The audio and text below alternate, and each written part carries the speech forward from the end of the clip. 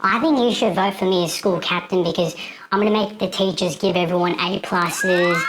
I'm going to cover the Inflation Reduction Act. I'll give a quick overview of its main features. Then I'll talk about its impact on health insurance, inflation, climate change, and finally taxes. Oh, really? If you haven't already, make sure to hit that subscribe button and let's get into it.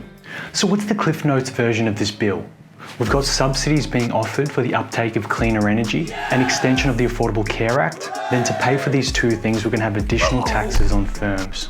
All in all, the government's going to invest $437 billion and is hoping for $737 billion back over the next 10 years. So a reduction of the deficit of $300 billion. Now, if this was an investment, damn, that would be a 69% return. This reduction in the deficit plus the taxes on firms is hoped to bring down overall demand and bring down inflation.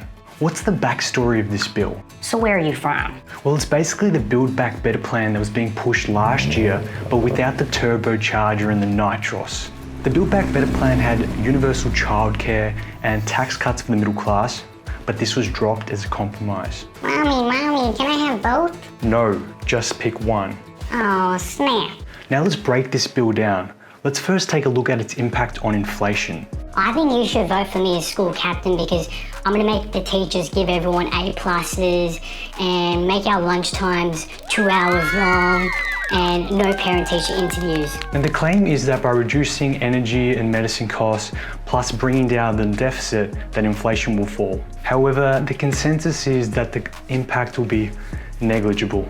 Really, the name is just a PR stunt to quell concerns over the government spending over the past few years, which has already contributed so much to inflation. Now let's talk about the biggest components of this bill, which is the climate change policies. The bill makes a $369 billion investment in energy and climate change policies. Wait, isn't this bill about inflation? With $369 billion out of the $437 billion investment, it's strange why they didn't just call this policy the Greenhouse Reduction Act rather than the Inflation Reduction Act.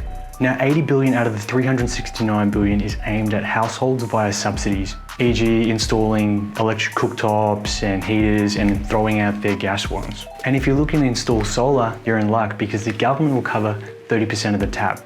And if you're looking to get an electric car or truck, you're also in luck. For electric trucks under 80,000 and electric cars under 55,000, you'll get 7,000 if it's new or 4,000 if it's secondhand. Now let's take a look at the medical aspects. The bill earmarks $64 billion towards reducing health insurance costs. This is because the Affordable Care Act was about to expire in 2023, but it's been given 2 years additional life. The Affordable Care Act helps people facing rising health insurance premiums. Also part of the changes involve drug pricing.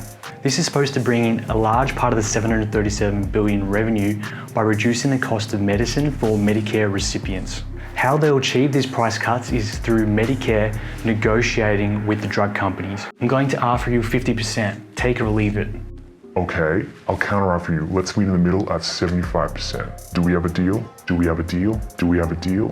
The other way they'll cut drug prices is by getting medicinal companies who raise their drug prices faster than the rate of inflation to pay a rebate. What about the impact of the bill on taxes? Well, so you mean that all these goodie bags are not free? Well, you mean to say that money doesn't grow on trees? So for corporations, this bill is a big L.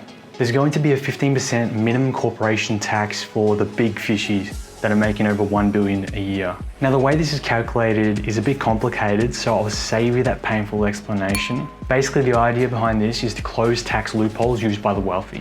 Now for the IRS, this bill is a big win. This bill involves investing $80 billion in the IRS to improve their collection abilities. This is aimed to bring in $124 billion in revenue. This is the IRS. If you do not open the door, we'll have to break it down. Open the door! And that's the bill. Psst. It took me about 20 hours to make this video, so it would mean the world to me if you could share it to anyone you think would benefit. Thanks heaps. Mr. Marvin, third floor, open the door! Move. Hit it. Move! Get over it!